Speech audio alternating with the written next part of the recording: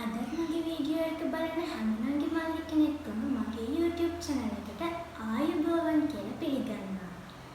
ඉතින් නංගි මල්ලි ඔයාලා අද මගේ වීඩියෝ එක බලන්නේ පළවෙනි පාරට නම් මම එක වීඩියෝ එකක් ගිය සතියේ මගේ YouTube channel එකට අප්ලෝඩ් කරා.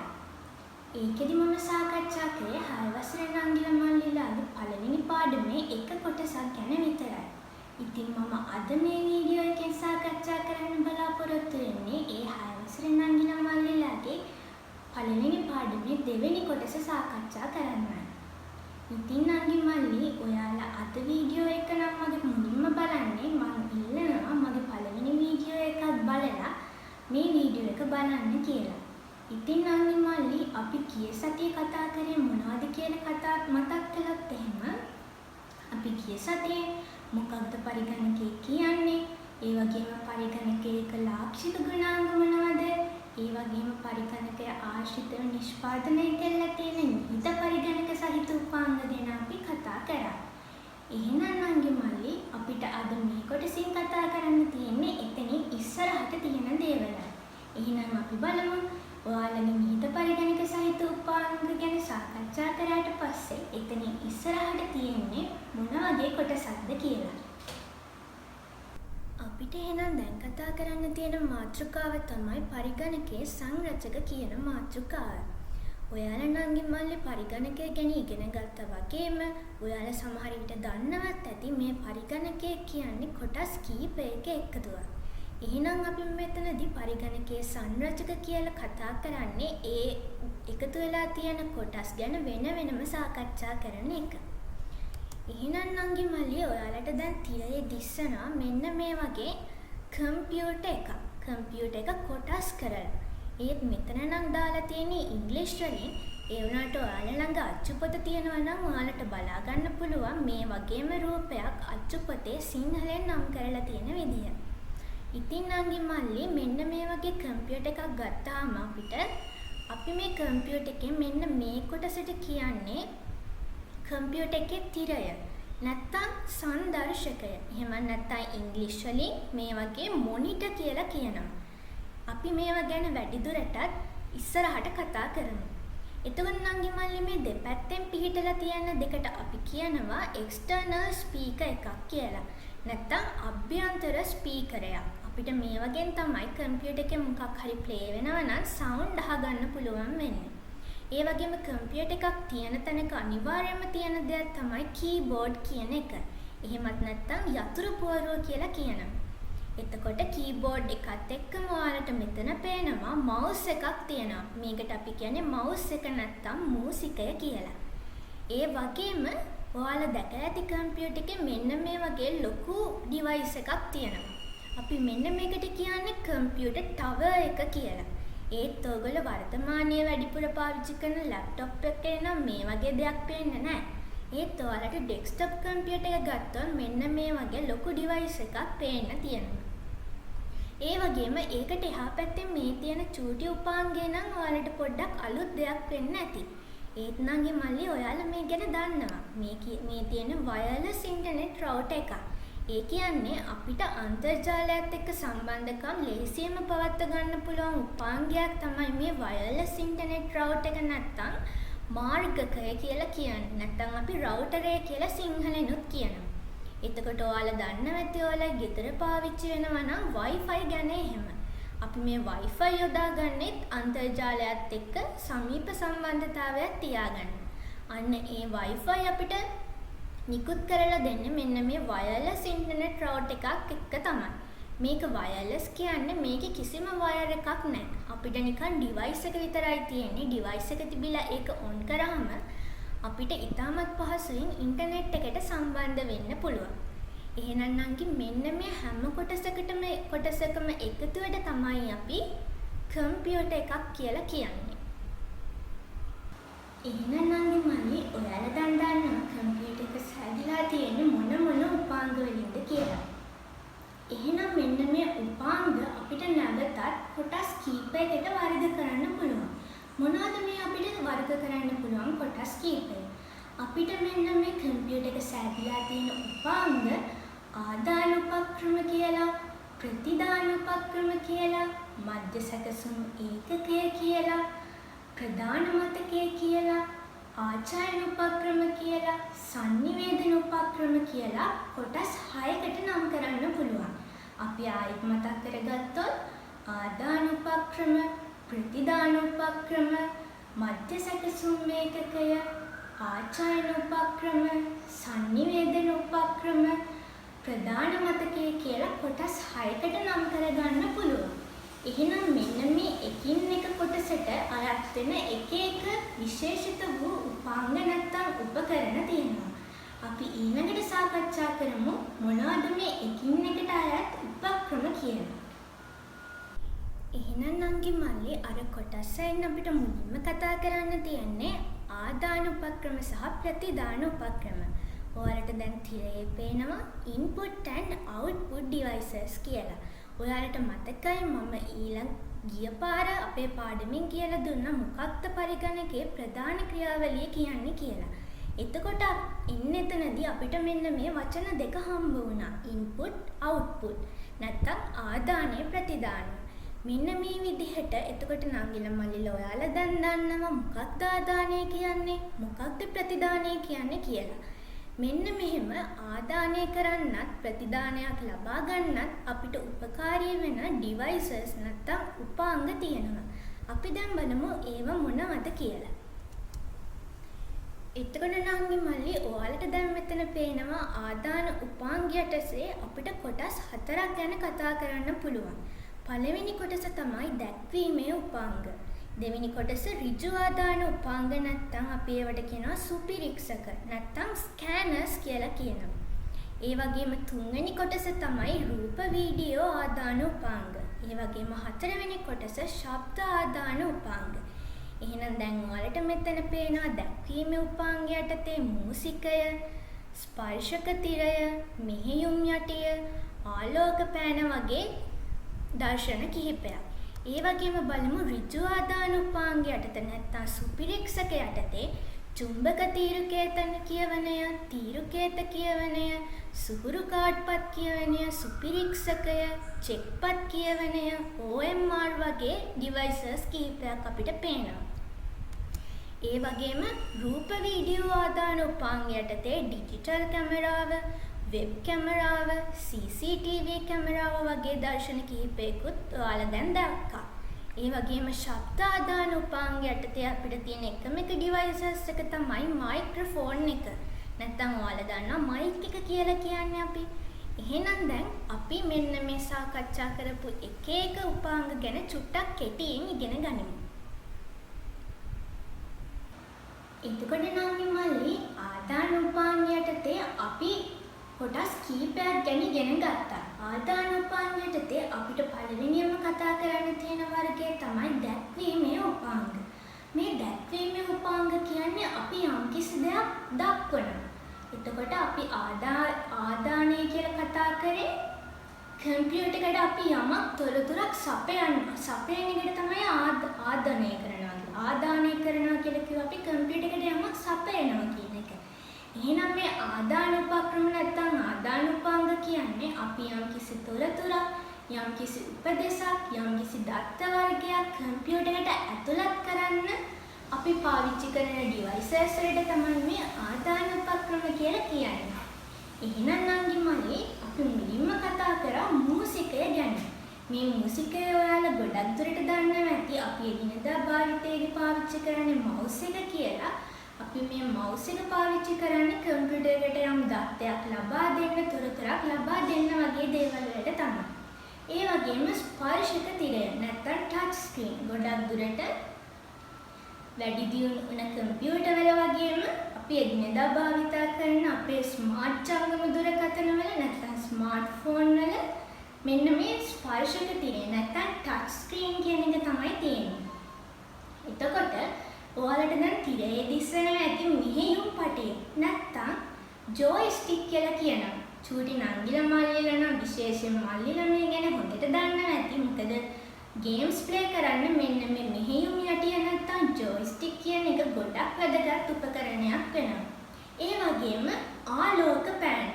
මොකක්ද මේ ආලෝක පෑන කියලා කියන්නේ? මේ ආලෝක පෑනේ අපිට අපේ මොනිටර් එක මත ලියන්න හැකියාවක් තියෙනවා. එහෙනම් මොනිටර් එකේ තියෙන යම්කිසි දෙයක් highlight කිරීමට අපිට ඒක අනිත් ඒවාට වඩා විශේෂත්වයකින් දක්වන්න highlight කරනවා වගේ දේවල් වලට තමයි මේ light pen එක නැත්තම් ආලෝක පෑන කියන දේ යොදා ගන්න පුළුවන් වෙන්නේ.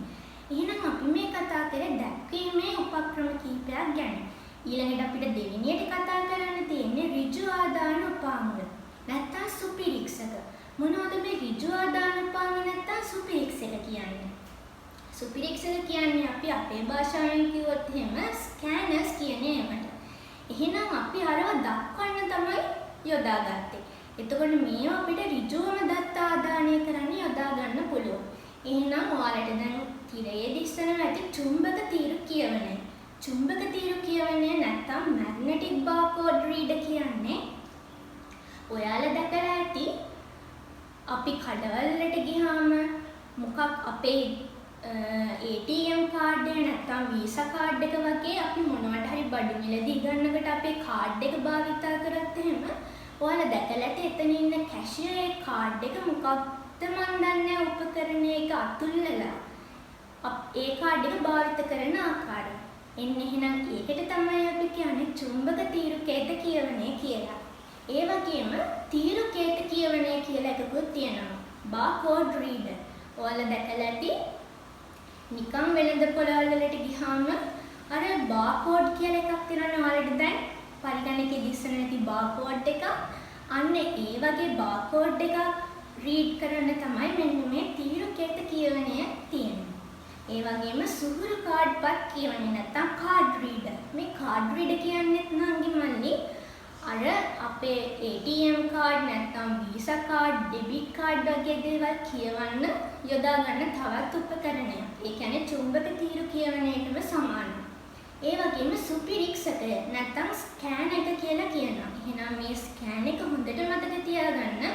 අපි පිටතට ස්කෑන් එකක් ගත්තට මේකයත් එන්නේ ආදාන උපක්‍රම යටතේ. ඊට පස්සේ ඔයාලට පේනවා දැන් තිරයේ දිස්සෙනවා චෙක්පත් කියවනේ. නැත්තම් magnetic ink character recognize. මේ චෙක්පත් කියවනේ කියන්නේ ඔයාලා නම් වැඩි දැකලා නැතුව ඇති. ඒ තමල තාත්තලත් එක්ක බැංකුවලට යන නංගිල මලින නම් දන්න ඇති. මේක යොදාගන්නේ චෙක්පතක් කියවන්න. චෙක්පතේ තියෙනවා magnetic එතනක් තියෙනවා බාර්කෝඩ් එකක්. අන්නේ බාර්කෝඩ් එක කියව ගන්න තමයි මේ චෙක්පත් කියවනේ යොදාගන්නේ. ඒ වගේම දැන් නවීන තාක්ෂණයේ යොත්තේ හොයාගෙන තියෙනවා OMR කියන යන්ත්‍රය. ඔයාලට දැන් දිස්වෙන ඇති තිරේ OMR යන්ත්‍රය. එතකොට මේ OMR කියන්නේ ඔයාලා දන්නවා ඇති. ඔයාලට නම් තාම නැහැ. ඒත් 10 වසරට වගේ ගියාම ඔයාලට හම්බ වෙනවා ඔයාලා වාර විභාග ප්‍රශ්න පත්‍රයේම කොටසක් බහුවර්ණ ප්‍රශ්න පත්‍රය කියලා. ඔයාලා නම් දැන් ඒක ඔයාලට හම්බ වෙනවා ඉරි ගහන්න ප්‍රශ්න පත්‍රයක්. අන්න ඒකේ ඔයාලා නම් දැන් ඉරක් විතරනේ ගහන්නේ. ඒත් ලොකු පන්ති වලට ගියාම ඒ අයියලක් කරනට නම් වෙනම කඩදාසියක් හම්බ වෙනවා බහුවර්ණ ප්‍රශ්න පත්‍රය කියලා. ඒකේ එයාලා කොටු වලින් තමයි මාක් කරන්න තියෙන්නේ. එතකොට මෙන්න මේ OMR එක නැත්තම් මේ උපකරණයෙන් වලට දිස්සන උපකරණයෙන් තමයි මෙන්න මේ බහුවර්ණ ප්‍රශ්න පත්‍රය කියවන්න තියෙන්නේ. ඉතින් හරිම ලේසි. අර ගහලා තියෙන කොටු ගානට ගැලපෙන උත්තරේ තමයි එන්නේ. එතකොට අපිට ඉතාමත් ලේසි කාලයකින් ඉතාමත් පහසුවෙන් බහුවර්ණ ප්‍රශ්න පත්‍රය කියව ගන්න පුළුවන්. ඊට පස්සේ නංගි මල්ලි ඔයාලට ඊළඟට තියෙන ආදාන උපාංගය තමයි රූප සහ වීඩියෝ ආදාන උපාංග. අපි මොකක් හරි රූපයක් නැත්තම් වීඩියෝ එකක් එළියට ගන්න අපිට රූපයක් වීඩියෝ එකක් සමානයි එළියට ගන්න නෙමෙයි අපි කම්පියුටර් එකට ලබා දෙන්න අපිට භාවිතා වෙන දේවල් තමයි මේ රූප වීඩියෝ ආදාන උපාංග කියන්නේ. ඔයාලට කිව්වහම හොඳටම මතක් වෙන දෙයක් තමයි ඩිජිටල් කැමරා එක. මම ඔයාලට ඉස්සෙල්ලා පෙන්නුවා ඩිජිටල් කැමරා එක, ඊට පස්සේ වෙබ් කැම් එක, ඊට පස්සේ CCTV කැමරාව. මෙන්න මේ කියන ආකාර තුනේම කැමරා වලින් අපි සිදු කරන්නේ යම්කිසි ආදානයක් කම්පියුටර් එකට ලබා දෙන එක. එහෙනම් මේ හැම දෙයක්ම අපිට ගන්න පුළුවන් අපි ගිය සතියේ කතා කරපු embedded devices කියන කොටස යටතේ. මොකද මේවා පරිගණක ක්‍රියාවලියක් ආශ්‍රයෙන් තමයි නිෂ්පාදනය වෙලා තියෙන්නේ. එහෙනම් ඊළඟට කතා කරන්න තියෙන්නේ ශබ්ද ආදානුපාංග ගැන. ශබ්ද ආදානුපාංග කියන්නේ අපි යම්කිසි ශබ්දයක් තමයි ක්‍රියාවලියට යොදන්නේ. එහෙනම් ඔයාලා හොඳටම දන්නවා දැන් වලට තිරේ දිස්සනවා මයික්‍රොෆෝන් එක. එතකොට මෙන්න මේ මයික්‍රොෆෝන් එක යොදාගෙන තමයි ඔයාලා මේ යම්කිසි දෙයක් යම්කිසි ශබ්දයක් ආදානය කරන්නේ. එහෙනම් නංගි මල්ලි අපිට ඔන්න ආදානය කියන කොටස යටතේ ඔන්න ඔය කොටස් ටික තමයි කතා කරන්න තියෙන්නේ. ඊළඟට නංගි මල්ලි අපි කතා කරන්න ඕනේ ප්‍රතිදාන උපාංග ගැන. මෙන්න මේ ප්‍රතිදාන උපාංග කියන කොටස් යටතේ අපිට කොටස් තුනක් ගැන කතා කරන්න ඕනේ.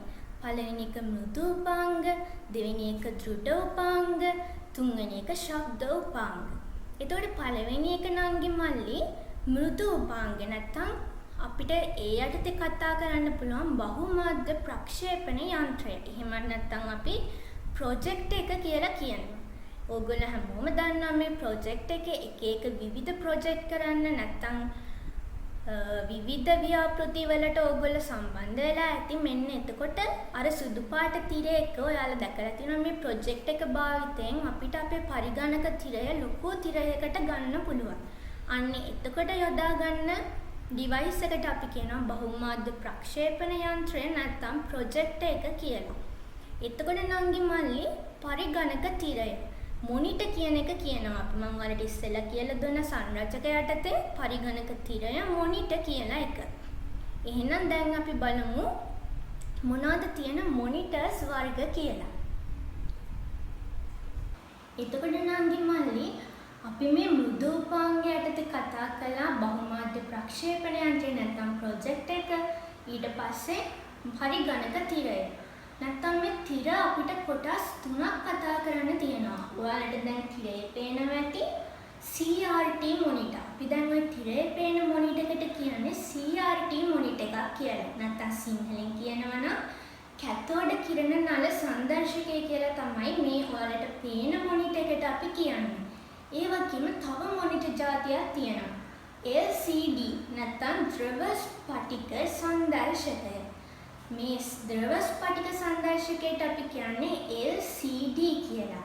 ඒ වගේම දැන් නවීනතම අපි පාවිච්චි කරන හැම ටීවී එකකම හැම කම්පියුටර් එකකම වගේ තියෙන්නේ දැන් මේ කතා කරන්න යන මොනිටර්ස් જાතිය.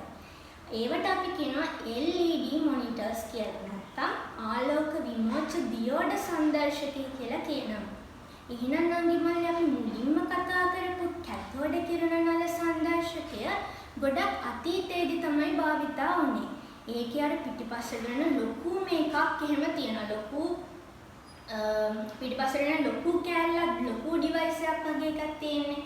අන්න ඒකට අපි කියනවා කැතෝඩ කිරණ නල සංදර්ශකය කියලා. එතකොට දැන් අලුත්ම කාලේ දැන් නවීනතම වර්තමානයේ පාවිච්චි වෙන්නේ ඔයාලා දන්නවා LED මොනිටර් එකක්. එතන අර ලොකුවට මේ වගේ පැතලි ස්ක්‍රීන් එකක් තියෙන්නේ. ඔයාලගේ හැම ගෙදරකම වගේ දැන් ඒ මොනිටර්ස් වෙන්නදී තියෙන ටීවී බලනකොට එහෙම බලන්නකො හැම ගෙදරකම වගේ ඔයාලා දැකලා නැති හිතුව සමහර විට අර ලොකු පිටිපස්සට කෑල්ල තියෙන ටීවී එකක් එහෙම. එතකොට එහෙනම් දැන් වර්තමානයේ භාවිත වෙන්නේ මේ LED කියන මොනිටර්ස් જાතිය. එතකොට නංගි මල්ලි අපිට ප්‍රතිදාන උපාංග යටතේ දෙවෙනියට කතා කරන්න තියෙන මාතෘකාව තමයි දෘඩ උපාංග. මේ දෘඩ උපාංග කියන කොටස යටතේ අපිට අයිති වෙන්නේ මුද්‍රණ යන්ත්‍රය.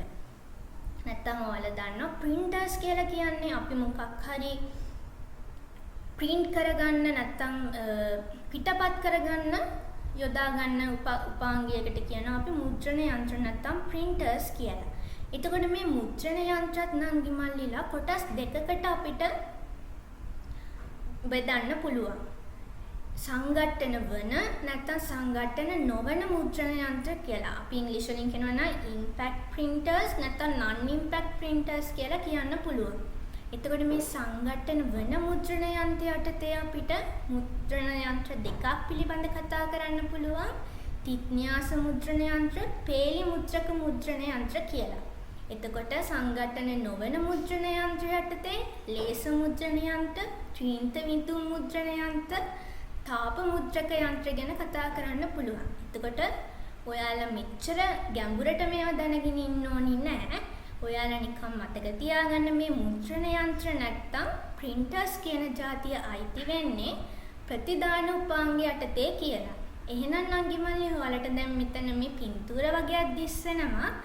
එතකොට මෙන්න මේ තිත්නියාස මුද්‍රණ යන්ත්‍රය තමයි මේ dot matrix printers කියලා අපිට මේ පේන්නේ. එතකොට මේ පේලි මුද්‍රක මුද්‍රණ යන්ත්‍රය තමයි ඔයාලට මෙතනින් මේ line printer කියලා දිස්සෙන්නේ. එතකොට ලේසර් මුද්‍රණ යන්ත්‍රය තමයි මේ ලේසර් printer කියලා දිස්සෙන්නේ. එතකොට තීන්ත විදුම් මුද්‍රණ යන්ත්‍රය තමයි inkjet printer කියලා දිස්සෙන්නේ. එතකොට මෙන්න මේ වගේ ඔයාලා මතක තියාගන්න printers යටතේ අපිට printer වර්ග කීපයක් ගැන ඉගෙන ගන්න පුළුවන්. ඒ වගේම ඊළඟ ප්‍රතිදාන උපාංගය තමයි නංගි මල්ලි ශබ්ද උපාංග. මේ ශබ්ද උපාංග කියන එක යටතේ අපිට ස්පීකර්, හෙඩ්සෙට් කියන ඒවා ගන්න පුළුවන්. එහෙනම් නංගි මල්ලි අපි මේ පොදුවේ කතා කරපු මෘදු, දුට, ශබ්ද කියන මේ හැම ප්‍රතිදාන උපාංගයකින්ම කරන්නේ අපි පරිගණකයකට ලබා දෙන දත්ත පිළිවෙලකට සකස් කරලා අපිට යම්කිසි තොරතුරක් නැත්තම් යම්කිසි පණිවිඩයක් ලබා දෙන එක. එහෙනම් මෙන්න මේ හැම උපාංගයක්ම අපි ප්‍රයෝජනයට ගන්න කම්පියුටර් එකේ තියෙන යම්කිසි තොරතුරක් අපි වෙත ලබා ගන්න.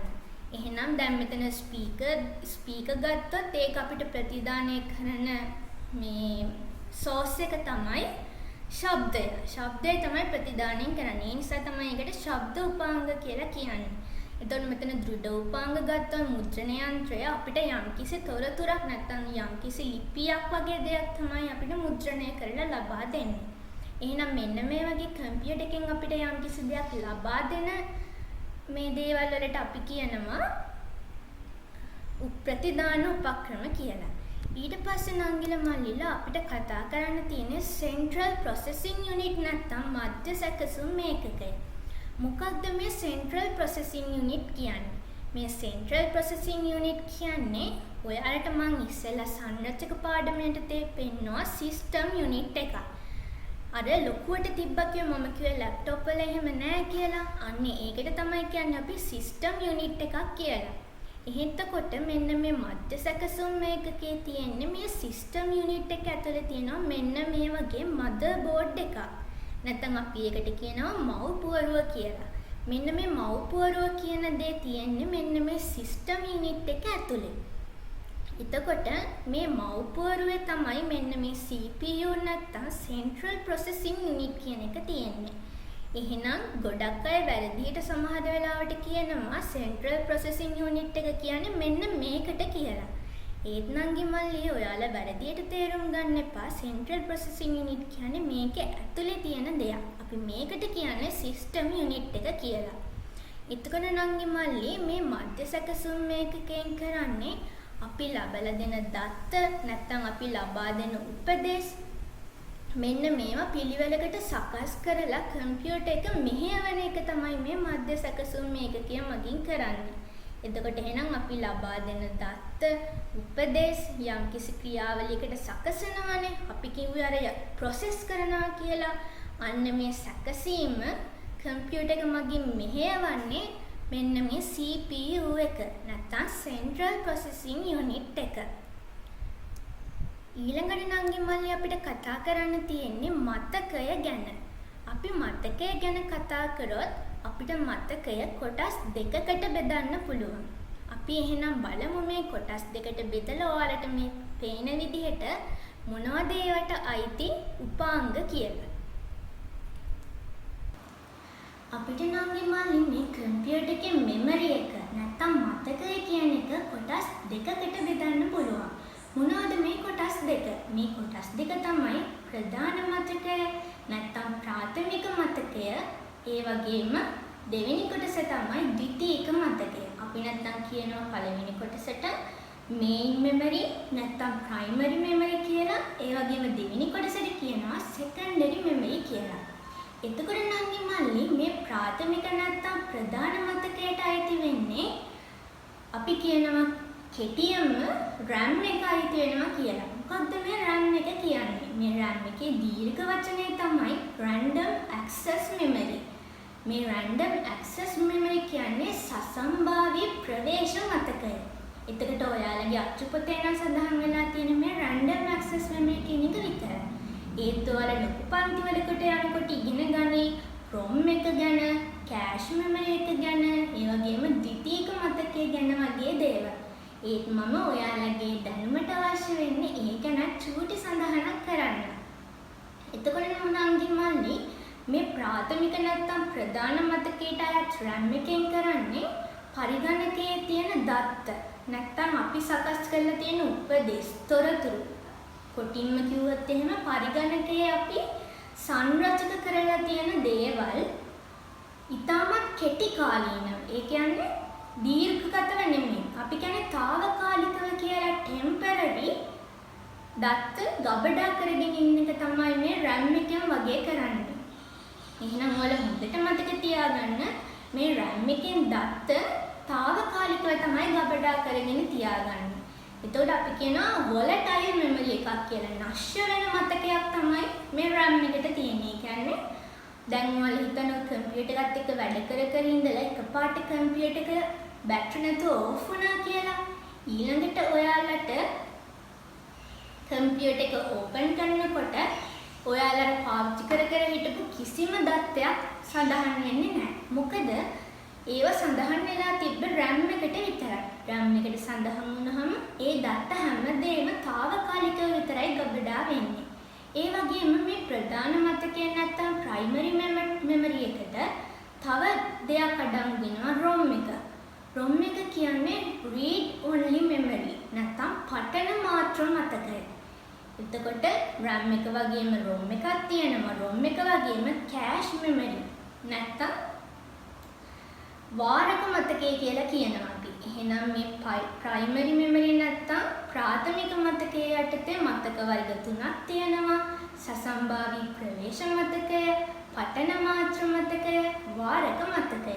අපි ඉංග්‍රීසියෙන් කිව්වොත් එහෙම secondary access, random access memory, එතකොට read only memory, cache memory.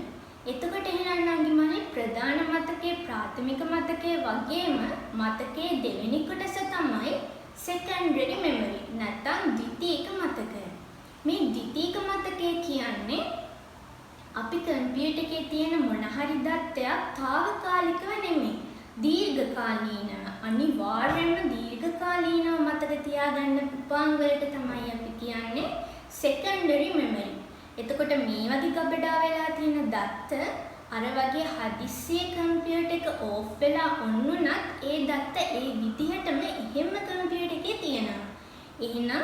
එහෙම ටෙම්පරරි නැතුව පර්මනන්ට් ඒ කියන්නේ අනිවාර්යයෙන්ම දත්ත දීර්ඝකාලීනව ගබඩා කරගන්න තියෙන උපාංග වලට තමයි අපි secondary memory devices කියන්නේ. එතකොට අපිට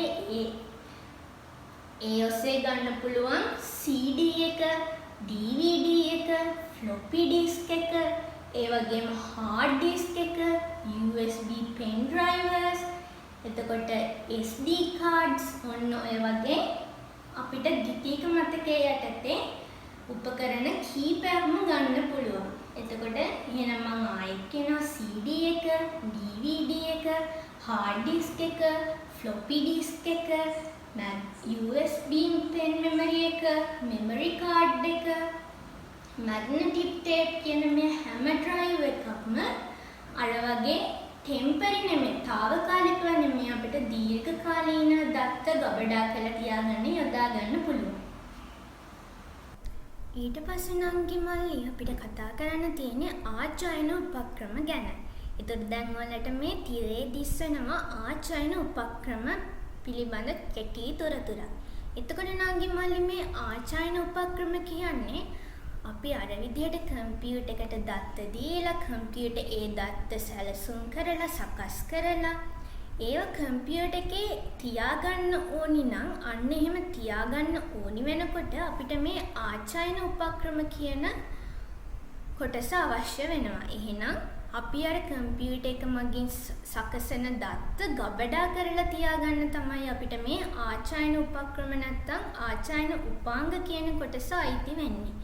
එහෙනම් මේ ආචායන උපාංග වලට තියෙන්න ඕනි මෙමරි එකක් මතකය. අපි ඉස්සෙල්ලා කතා කරා වගේ මේ ආචායන උපක්‍රම වලට ප්‍රාථමික මතකයක් හරි ද්විතීක මතකයක් හරි තියෙන්න ඕනි. එතකොට ගොඩක් වෙලාවට මෙන්න මේ ආචායන උපක්‍රම වලට තියෙන්නේ ද්විතීක මතකයක්. එහෙනම් දීර්ඝකාලීන මතකයක්. එතකොට අපි මේ ආචායන උපක්‍රම නැත්නම් ආචායන උපාංග කියන්නේ කම්පියුටර් එකේ තියෙන තොරතුරු කම්පියුටර් එකේ ගබඩා කරලා තියාගන්න පුළුවන් උපක්‍රම නැත්නම් උපාංග වලට තමයි ආචායන උපාංග කියන්නේ. එතකොට මේ ආචායන උපාංග නංගි මල්ලි කොටස් දෙකකට බෙදෙනවා. පළවෙනි කොටස තමයි අභ්‍යන්තර ආචායනය නැත්නම් ඉන්ටර්නල් ස්ටෝරේජ් කියලා කියන්නේ. එතකොට මෙන්න මේ අභ්‍යන්තර ආචායනය කියන්නේ ඒවා කම්පියුටර් එක ඇතුලේ තමයි පිහිටන්නේ. ඒ නිසා තමයි මේවට අභ්‍යන්තර නැත්නම් ඉන්ටර්නල් කියලා කියන්නේ. එහෙනම් මේකට අපිට ඔයාලට දැන් මෙතන පේන පොඩි රූපයක්. මෙන්න මේකට අපි කියනවා අභ්‍යන්තර දෘඩ තැටිය නැත්නම් ඉන්ටර්නල් හાર્ඩ් ඩිස්ක් කියලා කියනවා. එතකොට මෙන්න මේ ඉන්ටර්නල් හાર્ඩ් ඩිස්ක් එක තියෙන්නේ කම්පියුටර් එක ඇතුලේ. එතකොට මෙන්න මේ hard disk කියන මේ internal hard disk එක කියන්නේ ලොකු capacity එකක storage නැත්නම් ලොකු capacity එකක storage එකක් තියෙන device එකක් තමයි. එතකොට නංගි මල්ලි ඔයාලට ගොඩක් ලොකු ප්‍රමාණයක දත්ත මෙන්න මේක ඇතුලේ ගබඩා කරලා තියාගන්න පුළුවන්. ඒත් හිතන්නකෝ අපිට මෙන්න මේ අභ්‍යන්තර දෘඩ තැටියේ දත්ත ගබඩා කරලා ඒකේ ඉඩ නැති වුණා කියලා. එතකොට අපිට තියෙනවා බාහිර දෘඩ තැටිය නැත්නම් external hard disk කියලා එකක් ගන්න. ඒක ගත්තාම ඔයාලගේ පෙළ පොතේ ඒක සඳහන් වෙනවා. ඒක ගත්තාම අපිට ඒක අපි යන ඕනි තැනක අරගෙන යන්න පුළුවන්. ඒක internal නෙමෙයිනේ. ඒක external. බාහිරව තමයි තියෙන්නේ. එතකොට මේක ගත්තොත් එහෙම කම්පියුටර් එක ඇතුලේ තමයි තියෙන්නේ.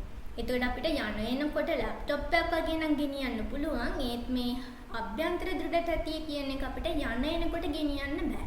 ඒත් external hard disk කියන එක නැත්නම් බාහිර දෘඩ තැටිය කියන එක අපිට යන එනකොට පහසෙන් උනත් ගෙනියන්න පුළුවන්. ඒකේ ඉතා විශාල දත්ත ප්‍රමාණයක් අපිට ගබඩා කරලා තියන්න පුළුවන්. ඒ වගේම ආචායන උපක්‍රම යටතේ අපිට දෙවෙනියට කතා කරන්න තියෙන බාහිර ආචායනය නැත්නම් external storage.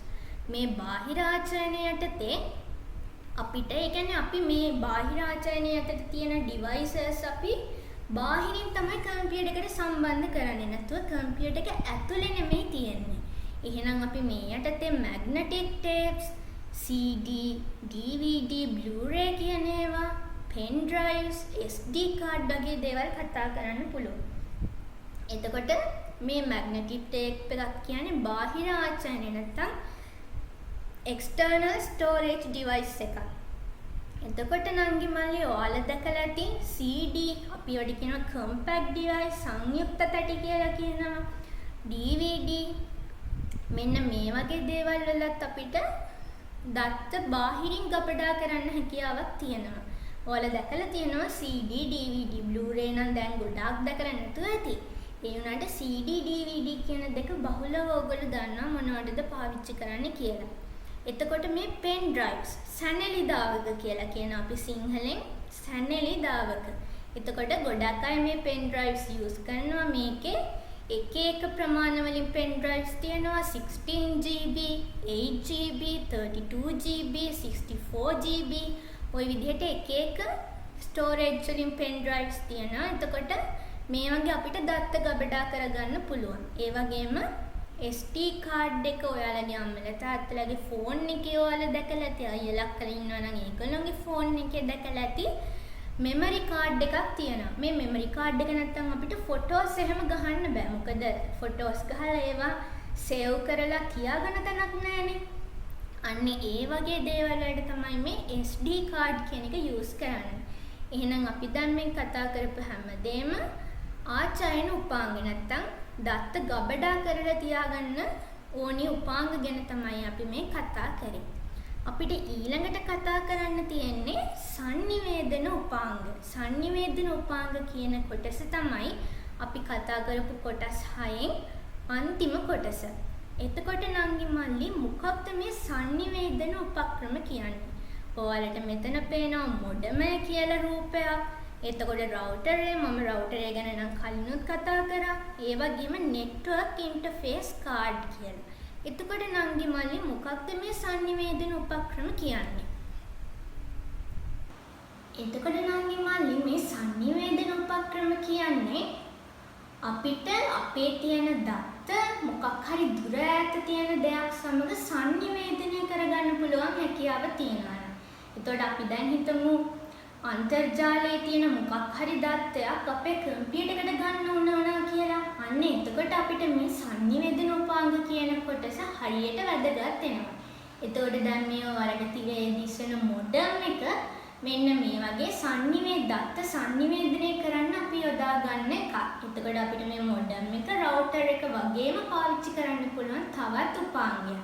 එතකොට දැන් ඔයාලට තිරේ දිස්සන රවුටර් එක අපි ඉස්සෙල්ලා කතා කරා සංරචක හඳුන්වා ගන්නදී වයර්ලස් ඉන්ටර්නෙට් රවුටර් කියන එක අපිට අන්තර්ජාලයට ඇක්සස් වෙන්න නැත්නම් අන්තර්ජාලයට පිවිසෙන්න මෙන්න මේ රවුටර් එක කියන එකත් යොදා ගන්න පුළුවන්.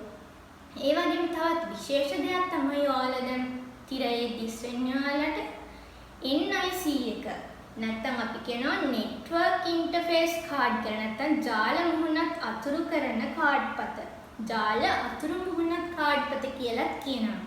එතකොට මෙන්න මේ ද්‍රව්‍ය මෙන්න මේ උපාංගය දාගෙන අපිට අපේ තියෙන sannivedana අපේ තියෙන දත්ත තව තැනකට sannivedanaya කරන්නත් තව තැනක තියෙන දත්ත අපි ඉන්න තැනකට ලබා ගන්නත් පුළුවන් හැකියාව තියෙනවා. ඔන්න එහෙනම් අපි අද අන්තිමට අර කොටස් වල අපි කතා කරා ආදාන උපක්‍රම ගැන, ප්‍රතිදාන උපක්‍රම ගැන, මධ්‍ය සැකසුම් ඒකකය ගැන, මතකය ගැන, ඒ වගේම sannivedana උපක්‍රම ගැන, ආචායන උපක්‍රම ගැන. එතකොට අපි දැන් මේ පරිගණකයේ තියෙන විවිධ කොටස් එක එක මාතෘකා යටතේ මෙන්න මෙහෙම වර්ග කළා. එතකොට නංගි මල්ලි ඔයාලගේ අච්චුපතට ගියොත් මෙන්න මෙහෙම මම කතා කරපු කොටස් 6 ඒගොල්ලෝ හඳුන්වලා දීලා තියෙන ආදාන උපක්‍රම, ප්‍රතිදාන උපක්‍රම, මධ්‍ය සැකසුම් ඒකකය, ප්‍රධාන මතකය, ආචායන උපක්‍රම, sannivedana උපක්‍රම කියලා. ඒවා අපි කතා කරා. එතකොට ඒවට පස්සේ අපිට ඊළඟ දවසේ කතා කරන්න තියෙන මාතෘකාව තමයි මෘදුකාංගවල අවශ්‍යතාවය. එහෙනම් අපි තවත් දවසකින් මාත් එක්ක එකතු වෙමු මේ මෘදුකාංගවල අවශ්‍යතාවය ගැන කතා කරන්න. එහෙනම් නංගි මල්ලි අපි අතට මෙතනින් නවත්තමු. අපි ඊළඟ දවසේ ආයෙත් මේ වගේ ලස්සන පාඩමකින් මෘදුකාංගවල අවශ්‍යතාවය කියන කොටස විස්තර කරමු. එහෙනම් නංගි මල්ලි මම ඔයාලගෙන් ආයෙත් පාරක් ඉල්ලන්නේ ඔයාලා අද අලුතෙන් මගේ වීඩියෝ එක බැලුවා නම් කලින් මගේ වීඩියෝ එකත් බලන්න. එතකොට ඔයාලට පාඩම හොඳට තේරෙයි. ඒ වගේම ඔයාලා මගේ වීඩියෝ එකට ආසයි නම් මම උගන්වන විදිහට ආසයි නම් මගේ channel එක subscribe කරන්න. ඒ වගේම like එකක් දාන්න අමතක කරන්න එපා. ඒ වගේම මගේ වීඩියෝස් ඔයාලට හොඳයි නම් ඔයාලගේ යාළුවෙක්ටත් ඒව බලන්න සලස්වන්න පුළුවන් විදිහට share කරන්න. තව දෙයක් තියෙනවා. ඔයාලට මේ පාඩම් වල මොකක් හරි ගැටලු තරක් තියෙනවා නම් පල්ලෙහා තියෙන comment box එකට comment කරන්න. මම ඒවට ඔයාලට උත්තර දෙන්නම්. එහෙනම් නංගි මල්ලි අපි තවත් ලස්සන දවසකින් හම්බෙමු. ඔයාලා